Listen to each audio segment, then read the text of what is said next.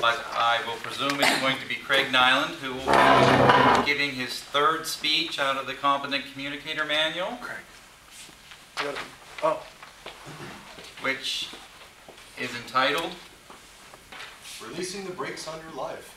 Releasing the Brakes on Your Life. And you will be focusing on?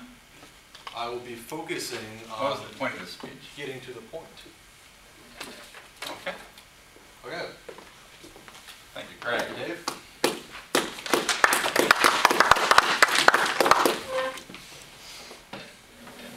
Freeing up some room for myself. Oh, I'm supposed to be timing. Can I have the timing device? Who's evaluating? You are. Okay, good. Sorry. That's 80. Thank you, Dave, and fellow Toastmasters. Any guests we have tonight? Tonight, the topic of my speech, as Dave stated, is named Releasing the Brakes on Your Life. And I'm very excited. This is a subject very near and dear to myself because I will be talking about how to break negative thinking habits. And specifically, I want to inform my audience and bring to their attention the results that come into their life. I want them to realize that that is a result of negative or positive thinking that goes on inside of their head. 3 points. Firstly, inner thoughts. Secondly, environment and people that you associate with. And thirdly, is on taking action and becoming the change that you seek to see. On inner thoughts, I'd like to comment that people don't intentionally plan to fail, they fail to plan.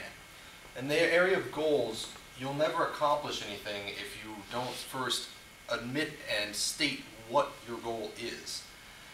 Which brings me to my next point.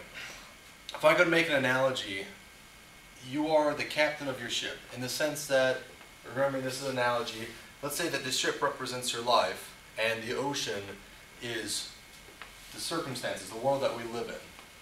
My first point in bringing that analogy up is that as the captain of your ship, you need to set out a destination before you can ever hope to get there. Case in point, say you leave beautiful Southern California hoping to arrive at Hawaii, and you never start heading west. How are you going to get to Hawaii? You start going north along the coast, next thing you know you're at Alaska.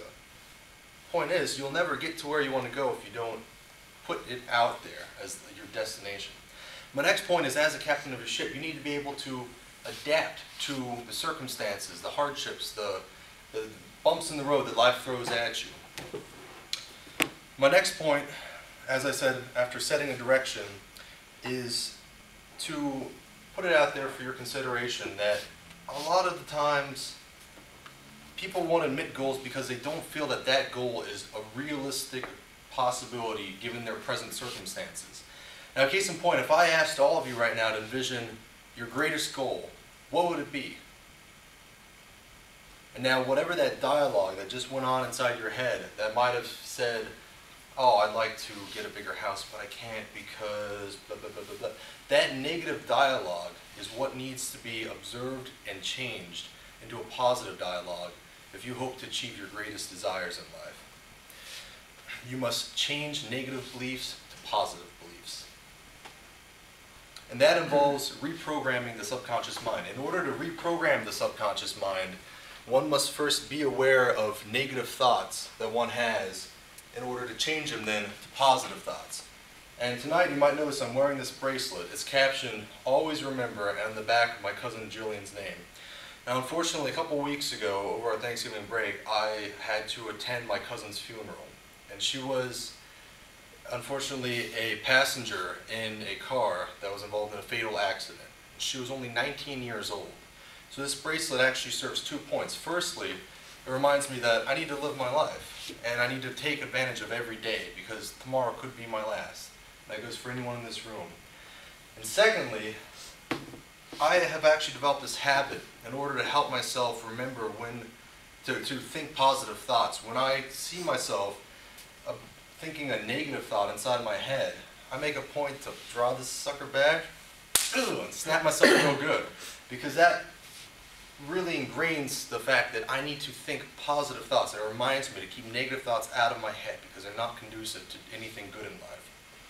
Nextly, on environment. people affect your thoughts and beliefs. It's been said that the 5 people that you spend the majority of your time with have the greatest influence on your personality.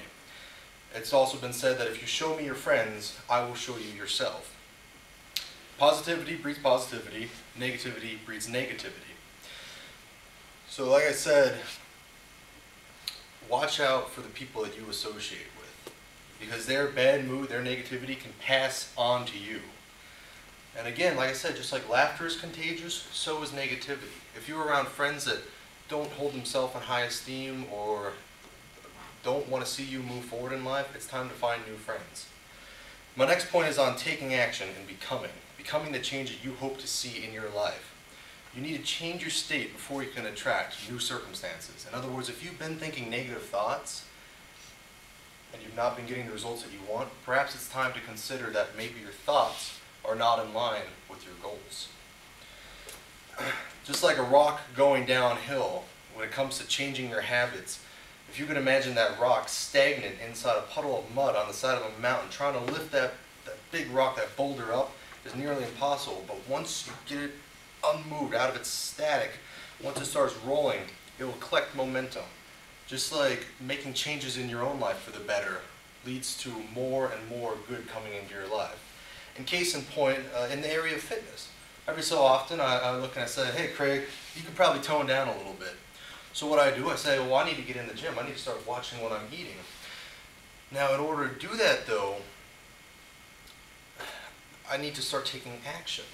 And more of this action breeds more action. Eventually I get to the point where the idea of not working out, skipping a day, will cause me to actually mentally harp on myself more than I'd fight myself to go to the gym. So in other words, it's easier to do the thing than not do the thing. In case in point, action builds on action and positivity brings positivity. It's been also said that success is a matter of a few key habits repeated day in and day out.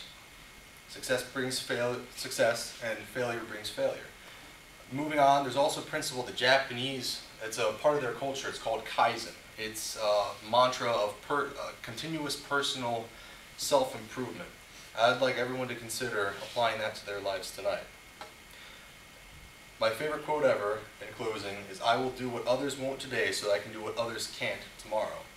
I'd like to remind my audience of my 3 points: to monitor your inner thoughts, to consider your environment and people that you associate with, and to take action and become the change that you seek to see. Thank you.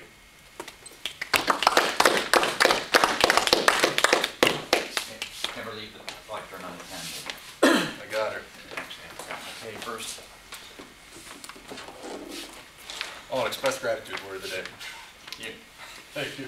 Thanks, Craig. Your time is on the watch if you'd like to record that. I'd like to take this opportunity, I forgot to mention something since this is Jerry's first time being an evaluator.